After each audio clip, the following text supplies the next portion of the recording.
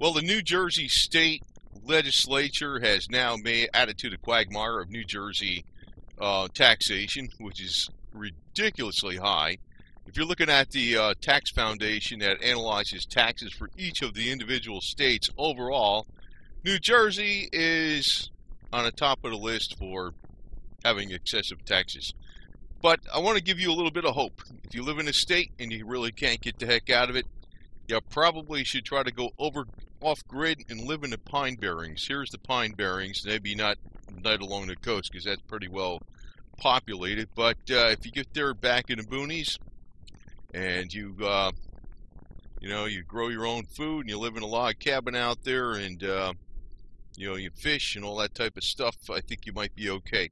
Now, what happened recently is that the Supreme Court has ruled that it's constitutional for individual states to require that taxes, sales taxes, could be collected on internet purchases from out of state when the company doesn't have a brick and mortar store within the state itself. So in other words, like say you bought it from XYZ company, and XYZ company was located in Kentucky, and they did not have a brick and mortar store in New Jersey, and you bought an internet purchase from the store in Kentucky, well, you didn't have to pay New Jersey sales tax, which was it's a significant savings. Now, New Jersey state sales tax is not really that horrible because at least they don't have it on food and clothing. I mean, there's a lot of other states that have even minor taxes on food and clothing, but still, overall, New Jersey taxes are extremely high. And to give you another example, well, I always look at it like this. Do we have the mythical New Jersey devil? Well, it's probably not that mythical, too, even though it's not. The sightings have been very sporadic. But if you're thinking about the New Jersey devil, just think of the politicians. You're really, you're in fear of them, and it's really, they pretty much own the place. The elite in that state are very much entrenched, and a lot of times they're just part of the government itself. And what this was sold, in other words, these taxes that are now to be collected, I don't know how they're going to actually implement this because it's not going to be that easy to do. In other words, if, say for instance you have a brick and mortar store, XYZ company, located outside the state of New Jersey, and they do not have a fiscal presence in the state of New Jersey, and you make an internet purchase on eBay or something, or just through a private, a commercial website, I don't understand how the mechanism is going to be whereby the state is actually going to be able to collect those taxes, unless you're going through some big company like Amazon or something like that, maybe where it would be automatic, because I don't think it's going to be, in other words, if the law has been passed, but I don't know how it's going to be implemented. Now, what I have a beef with is the logic that they applied with the law. In other words, they said, well, this is going to spur on the brick and mortar stores in New Jersey because then people would be discouraged from making internet sales from stores out of state. Well, if you really want to spur on business in New Jersey, how about getting rid of the sales tax or the state income tax completely? Now, to give you an example, and I like New Jersey devil, this is really the politicians, because they are the silver-tongued devils. Give an example. When the Garden State Parkway was first built, I think it was back in the late 40s it was completed, they put up these tolls, and I don't know what they are now. They used to be like 25 cents. You put a quarter in a little basket. I'm sure they're all e-pats now and all this type of stuff. I remember back when I was living here, we used to throw the quarter in the basket. Sometimes you'd miss, and say, hey, we missed it. Or like, you'd go through it so fast and you throw the quarter in it, you make the thing buzz, and then, I don't know, just to play games like that. But anyway, but they said, they said that those tolls would disappear after the Garden State Parkway was paid for. Well, guess what? They're still there today, and they raised them. They're even higher. In 1966, they passed the what do you call it? The state sales tax, and of course they didn't have it on food or clothing, which is one good thing. But still, New Jersey has very high real estate taxes and a lot of regulatory fees. And New Jersey wasn't that bad in the 1950s. It really wasn't. Started really getting bad later. In 1966, also there was a Democratic governor. I forgot the guy's name. I don't know if it was Florio or somebody or whatever the hell it was. And maybe it was this. He was in the 70s. But in 1966, they passed a state sales tax. And then in 1970, they go into Republicans, and they never repeal anything or reduce anything. They just, we're conservatives and whatever. Then in 1976, they passed the state income tax, which is supposed to be for education and all, whatever. But what happens is, it really never really ends. It's like they just add more and more taxes, and this is really putting the brakes on the New Jersey economy. It's like the whole New Jersey economy, a lot of it is really the government itself. There's a lot of people working for the government, and there's a lot of people getting very, very hefty pensions of six-figure salaries that used to work for the government, and those pensions are in danger. Those pension funds are in danger. So it's kind of like walking through a forest, a financial forest, where New Jersey's going. And I also want to point back to this map. If you look at this map of New Jersey, I'm going to tell you, if this state is almost an island, if you think, you're probably not familiar. I'm from up there originally. I was very close. I used to live very close to New York City in New Jersey many years ago. Actually, I've been down in Florida more than 2 decades, but I've been out of the state of New Jersey for more than 35 years, so I haven't really lived there in a long time. But I'm actually from near New York City, in New Jersey. Now, still, it was quite a bit different back then, 1960s, even then. But if you look at this state, if this state had a major economic problem whereby it couldn't fund its pensions for, the people that are getting $100,000 plus, and they're also on a major treadmill because with that high salary, they have to pay high taxes for, some of these people own homes that they're paying $20,000 or $40,000 or more a year on just real estate taxes. That's not uncommon, actually, on the higher homes. There's more than that, even. A crappy house in New Jersey, you pay a good $5,000-$6,000 for taxes in most places. Now, this state, though, if there ever was a major problem, you really can't. It's almost an island if you think about it. This entire blue line on the left, this is the Delaware River, actually. This is the Delaware River. There's a bridge for like Route 80. I think there's a bridge there's one going across from Atlantic City. But they're going through some of these areas they're going through where these bridges are. It's like you're going through Camden, Trenton, where you're going through Philadelphia area, or Route 80 is super crowded as it is. And there's a few other bridges that are very minor. And then you got I-95 that crosses like the Chesapeake Bay, and you got the bridge tunnel. There's not that many ways out of this state for the number of residents in there. And if you're thinking if you're going to go north, they're mainly going through New York metro area. If there ever is this major, because I think what I personally think is, I think we're on a precipice of a financial collapse due to overtaxation. Partly, there's a number of things, and also being in the red. Like the federal government's in the red. They're running deficits. But New Jersey's not managed very well financially either. New Jersey, Connecticut, California, and Illinois. Okay, they're the top states that are really in danger. But getting, if there's major problems in this state, getting the hell out of this state, there's a lot of people trying to get out of this state. It's not going to be easy. I got to tell you that, right? It's almost as if you're living on an island in a way. Even though when you look at the map, it looks like it's all attached. That's the Delaware River.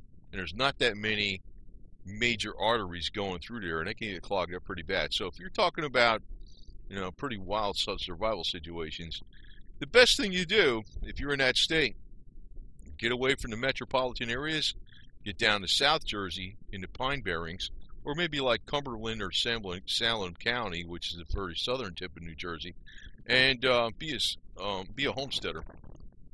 One way you can actually get away with getting lower taxation on your real estate taxes is if you go agricultural in the state of New Jersey. That's one, I don't know if you want to call it a loophole, but it's the law.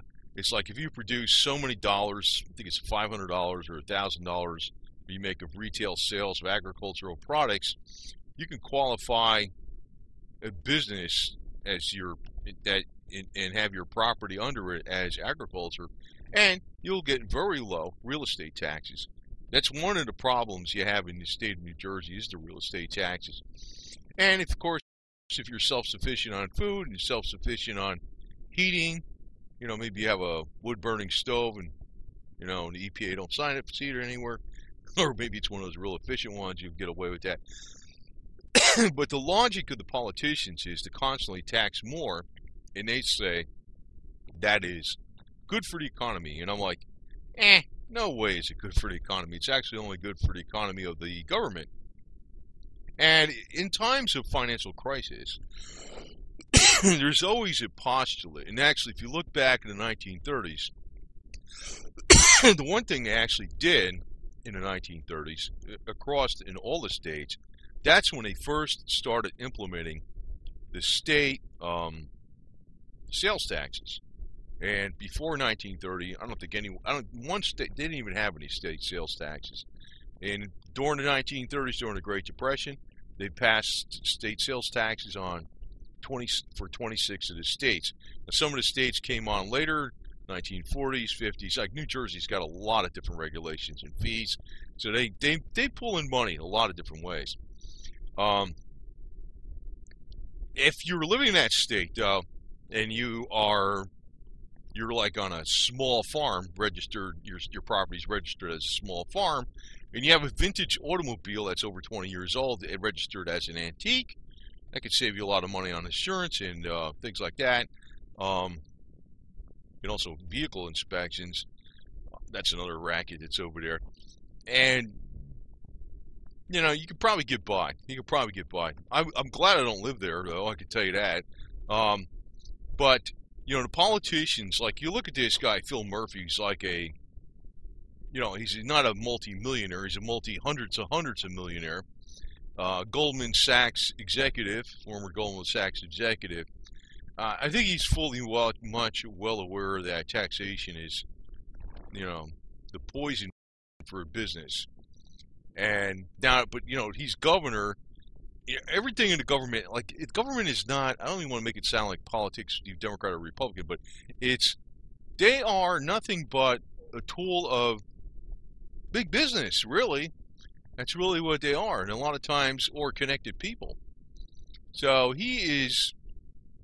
It's amazing. It's almost ludicrous to think the logic that by taxing more on sales tax, in other words, they're saying that's going to make people buy in New Jersey because, well, they're not going to be able to get a 6% discount, whatever the sales tax in New Jersey, because they bought on the internet. But you remember, when you buy on the internet, you have to pay shipping, right? So, I mean, it's not that much of a discount if there is a discount. And number two, if you really wanted to spur the economy, why not reduce or eliminate the sales tax? Or how about eliminate the state income tax? I mean, I don't see why they need that state income tax. I think a lot of it, it's like they always sell it to you as a lofty goal. Oh, it's going to be for education. But if you look at the size of government that's in New Jersey, the bureaucratic red tape that you'll have to have all these government employees freaking take care of, it's ludicrous that just throw all these damn rules out and you won't need all this government. One of the things I used to remember there was a lot of restrictions on the beaches in New Jersey. I remember back in the 1960s and early 70s. You couldn't do this, you couldn't do that. Now it's even more so. I mean, now you can't even smoke on the beaches. You can't have, before we used to be able to take open containers in the car, beer, wine, whatever, wine coolers. You couldn't light a fire on the beach. I mean, that was kind of, you could do that in North Carolina or something, no problem. There was no sleeping on the beach, but that wasn't enforced too bad anyway. Today it's like you can't do anything, but now it's like you can't even light a cigarette on a beach. I mean, God, and I don't smoke cigarettes, but it's like, I just think they're making rules to make money. So you make an infraction, and you see an infraction, and you have to pay for law enforcement to go walk around and look for people with a cigarette or something. Oh my God. You're better off avoiding all these people if you live in a state. I mean, believe it or not, the state actually has a lot of open areas. If you get out there and you're an entrepreneur and a self-sufficient person, you can do it. But what I look at, I wouldn't want to live there. I know that. I mean, I think even if I'm relocate to Georgia, I'm going to make sure I'm in a remote area. I know my property I picked up in Tennessee, that is definitely a remote area all the way. That's actually the moonshine country area all the way.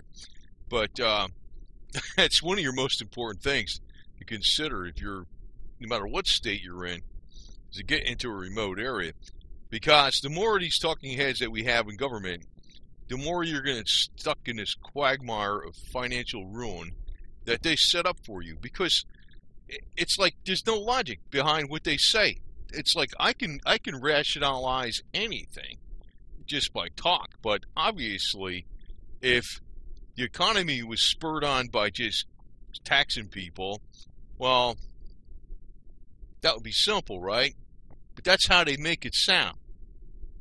That's how they always make it sound. So they're going to collect, in other words, if you save 6% on something by buying it from the state of Kentucky, well, fine, whatever, or, Vermont or whatever, New Hampshire, whatever, South Carolina, fine, whatever. That's 6% in your pocket. Where are you going to spend that 6% you saved anyway? In New Jersey, right? So their logic is you buy it in New Jersey, and New Jersey is going to collect that 6% in the form of sales tax, and that's going to help New Jersey. Well, it's going to help New Jersey government. And on top of it, if you start thinking about it, if you're a business in New Jersey, you're going to pay these exorbitant rents or leasing fees or, real estate taxes, commercial liability insurance, OSHA safety requirements, and a whole host of other rules that they have extra added to the state of New Jersey, and also compliance with, employment and I-9s and W-9s and whatever else there is. Plus, dealing with calculating, state withholding tax, unemployment tax, and all this garbage, Plus, they raised the minimum wage, which, I don't know, it's such a bad thing, but you got a lot of compliance as a business in the state of New Jersey. So if somebody is not living in the state of New Jersey, maybe they could be a little more competitive. Maybe that's why they're selling some stuff online on eBay, and, it's cheaper. So if they relaxed a lot of these other rules in the state of New Jersey, that would spur on business. But no, that's not how it works, right? So my recommendation is, actually, no matter what state you live in, because every state has, well, unless you're talking about Wyoming or something, Wyoming's pretty, in Montana maybe, or some of the real mountain states, maybe Nebraska's, but most states, the vast majority of states, do have metropolitan areas with excessive rules. So, you can actually be in a state that's overall good and be in a place that's bad because there's just too many rules, there's too much crowding, there's too much um, you know, price increases on property and whatever, regulations in the municipality. But even like the state of New Jersey, which has the worst for taxation and regulations, if you get out there in the boonies, you might be okay. You might be okay. But keep to yourself and don't say nothing. Because if you got a good deal, there's going to be a million people following you. I'll give you the story why you never want to say nothing once you got a good setup. I remember the story way back when in the 1970s. There was a guy on Wall Street in New York that had a hot dog stand. And he was making $100,000 plus selling hot dogs on a hot dog stand in Wall Street. And the big media or somebody came out there and they did an interview with him. And he's like, yeah, I'm making all this money. And all of a sudden, you know what happened? A whole bunch of competitors moved in and they opened up hot dog stands and his business went up. So if you got a real good niche and you found yourself a cabin out there in the Pine Barrens and you were able to take that agricultural real estate deduction and have your vehicle that's antique, whatever, over 20 years old, registered as an antique and not pay the exorbitant New Jersey fees or go through the New Jersey, what do you call that, and vehicle inspection, and and you're able to heat your home with a efficient wood burning stove or whatever it is. Well, don't tell anybody. If you got a good deal, don't tell anybody. And especially don't tell the politicians, because if you told the politicians, they would be trying to find a way to tax you. They're really crooks. They really are. And everything they tell you, it's amazing. I mean, I'm surprised. I don't know what they're going to do. It's like everything in that state is almost ludicrous. To me, I look at that law today, like I don't smoke any cigarettes or weed or do any drinking or whatever.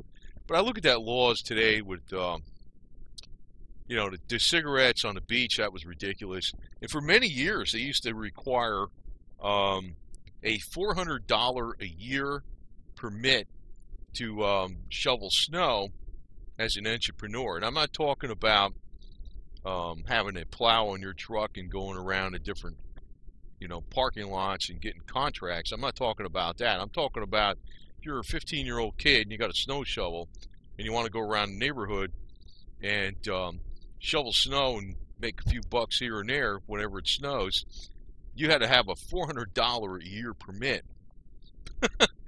But Chris Christie got rid of that law, but that was actually in effect for many years. And they're afraid to even let you do anything in that state. They don't even let you pump your own gas in your car. It's like, which was a law that was on the books, I think, since the 1940s. And I remember when I was up there, I never even knew that was a law. In the 1960s and the 70s, I remember my dad in the 50s and 60s and 70s, he always pumped his own gas. I always pump my own gas. I was up there in the 90s, and I pumped my own gas, and the guy was saying something, and I was thinking, oh, what's your problem? Now, I didn't even know it was a rule.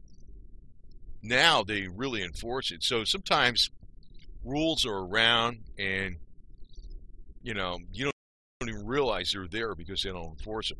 I think in the state of Florida, they actually have a rule where individuals can't set off fireworks. Now, 4th of July here yesterday, I'm hearing fireworks go up all over the place. Nobody enforces it, but it's just a dumb rule that's on the books. One of these days, maybe they'll enforce it. I don't know. I'm sure they got loads of laws about fireworks up in New Jersey. But, I look at this. I look at the politicians up in New Jersey. They're really the silver-tongued New Jersey devils. And they're always selling you something like, this is going to help improve the economy. Nah, not at all. Not at all. Actually, New Jersey, I think, is going to be one. I'd say California, Illinois, New Jersey, Connecticut, probably the ones that are worst off overall. There's other states that are pretty much on the brink of falling apart. But when it does, I mean, it's going to really shrink the economy in the state. In other words, if the state can't meet its pension obligations, there's going to be A lot of people having major problems meeting their tax payments on their homes that might cost $20,000 a year in real estate taxes and everything else in their lifestyle, which in turn is going to affect the economy and snowball everywhere. And a lot of people might just want to exit the state, you know. It might just turn into one big Detroit, for all I know. But, you know, when you start thinking about it, if it gets to where a lot of people want to get the hell out of there, or there's a lot of calamity due to economic problems, there's not that, the state itself is almost like an island. The Delaware River on the left, on the western boundary, with not that many bridges, and the bridges that are there are mainly going through like Camden, Trenton, or Philadelphia, and Route 80 is always crowded. And then there's some really tiny minor bridges. On the south, you got the Chesapeake Bay, and you got I-95 that crosses that with that big bridge, the Delaware Memorial Bridge. And you also have the Chesapeake Bay Bridge Tunnel. But that's it. And then on the east side, you have the Atlantic Ocean. You're not going to go that way unless you got a boat. And on the north, primarily the way out of there would be through the New York metropolitan area. I don't know what's going to happen, but I think we're hitting critical mass on the financial sector in the United States, but I think it's going to be more acute in certain states. And one of those states is New Jersey. Another state is going to be California, Illinois, and also Connecticut.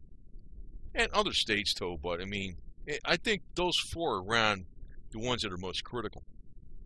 But you got people like Phil Murphy, who's just a newly elected governor of New Jersey, who is not a multimillionaire, not a tens of millionaire.